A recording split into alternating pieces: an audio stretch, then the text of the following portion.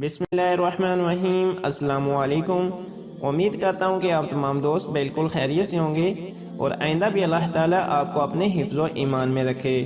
دوستو، بات کرتے ہیں کہ عالمی ادارہ صحت کے مطابق پھیپھڑوں میں شدید عارضے میں مبتلا کرنے والا وائرس جو چائنا سے شروع ہوا تھا اب 100 سے زائد ممالک تک پھیل چکا ہے۔ دنیا میں اب تک کرونا وائرس سے 2,48,000 افراد متاثر ہو چکے ہیں، جبکہ 10,000 سے زائد کی ہلاکت ہوئی ہے۔ یہ وائرس پاکستان اور اس کے ہمسایہ ممالک میں بھی پہنچ چکا ہے۔ پاکستان میں تاحال اس کے 456 مریضوں کی تصدیق ہوئی ہے۔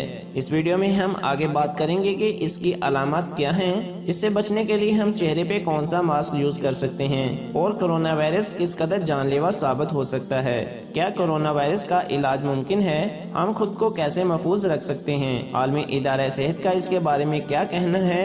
یہ کتنی تیزی سے پھیل رہا ہے اور یہ سب شروع کیسے ہوا تھا؟ یہ سب کچھ ہم اس ویڈیو میں دیکھیں گے۔ مزید ڈسکس کرنے سے پہلے اس ویڈیو کو لائک کریں، HI اردو ٹی وی کو سبسکرائب کریں اور ساتھ بیل آئیکن پر ضرور کلک کریں۔ تو بات کرتے ہیں کہ اس کی علامات کیا ہیں۔ دوستو، یہ وضاحت تو بخار سے شروع ہوتا ہے، جس کے بعد خشک کھانسی آتی ہے۔ ایک ہفتے کے بعد سانس لینے میں دشواری ہوتی ہے۔ کچھ مریضوں کو ہسپتال لے جانے کی نوبت آ جاتی ہے۔ واضح رہے کہ اس کے انفیکشن میں ناک بہنے یا چھینکنے کی علامات بہت کم ہیں۔ اگر آپ کو لگتا ہے کہ آپ کرونا وائرس سے متاثر ہیں تو ان علامات پر غور کریں۔ ان میں سخت بخار ہونا، تھکن ہونا، کھانسی آنا، سانس لینے میں دشواری ہونا اور پھیپھڑوں میں درد رہنا، یہ سب کچھ اس کی علامات ہو سکتی ہیں۔ عالمی ادارہ صحت کے مطابق انفیکشن سے لاحق ہونے سے لے کر علامات ظاہر ہونے تک کا عرصہ 14 دن تک محیط ہے، لیکن کچھ ماہرین کا کہنا ہے کہ یہ 24 دن تک بھی ہو سکتا ہے۔ کچھ چائنیز سائنسدانوں کا کہنا ہے کہ کچھ لوگ خود میں علامات ظاہر ہونے سے پہلے بھی انفیکشن پھیلانے کا سبب بن سکتے ہیں۔ دوستو، بات کرتے ہیں کہ آپ اپنے چہرے پہ کون سا ماسک یوز کر سکتے ہیں۔ اس کے لیے دو طرح کے ماسک ہیں، سرجیکل ماسک اور N95 ریسپیریٹر۔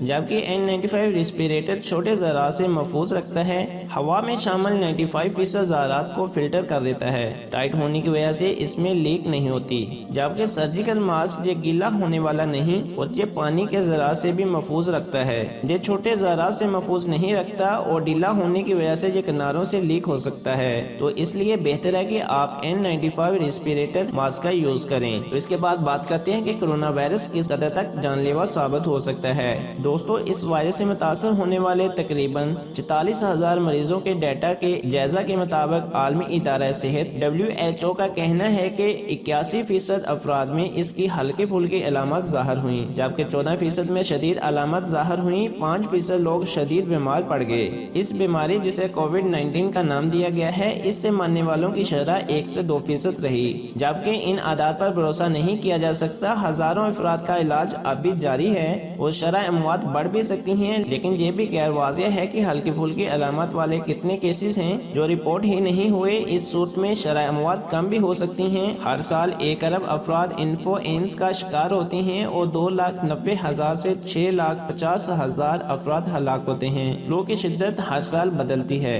کیا کرونا وائرس کا علاج ممکن ہے؟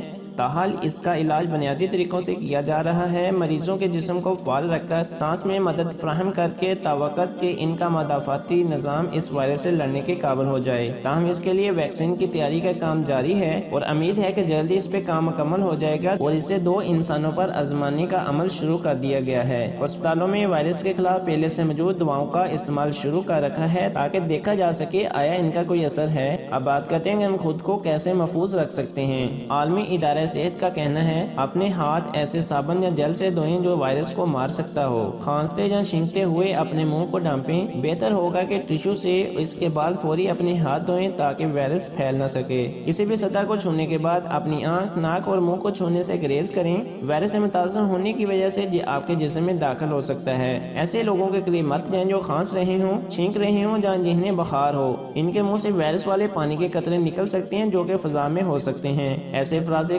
کم 1 میٹر جانے کے 3 فٹ کا فاصلہ رکھیں۔ اگر طبیعت خراب محسوس ہو تو گھر میں رہیں۔ اگر بخار ہو، کھانسی ہو یا سانس لینے میں دشواری تو فوری طبی مدد حاصل کریں۔ دوستو، اس کے بعد ہم بات کرتے ہیں کہ یہ کتنی تیزی سے پھیل رہا ہے۔ اس کے ہر روز ہزاروں نئے کیسز رپورٹ ہو رہے ہیں۔ اب تک یہ کوریا، اٹلی، ایران، اس کے علاوہ کئی ممالک میں پھیل چکا ہے۔ خدشہ ہے کہ اسے عالمی وبا بھی قرار دیا جا سکتا ہے۔ موسم سرما میں سردی اور فلو کی وجہ سے یہ زیادہ تیزی سے پھیلا۔ امکان ہے کہ موسم میں تبدیلی اس وبا کے پھیلاؤ کو روکنے میں مدد دے گی۔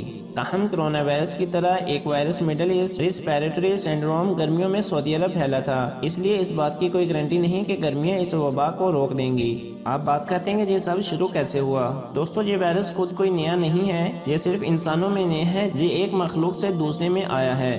سارس نامی بیماری بھی کرونا وائرس سے ہی شروع ہوئی تھی، یہ چمگادڑوں سے شروع ہوئی اور سیور کیٹ سے ہوتی ہوئی انسانوں تک پہنچی تھی۔ سارس کی وبا نے چین میں سال 2002 کے دوران 774 افراد کو ہلاک کیا، جبکہ 8,000 سے زائد اس سے متاثر ہوئے۔ حالیہ وائرس کرونا وائرس کی 7ویں قسم ہے اور اب تک اس میں کوئی تبدیلی نہیں دیکھی گئی، لیکن جب حالات سنبھل جائیں گے تو سائنسدان اس کا قریبی جائزہ لیں گے۔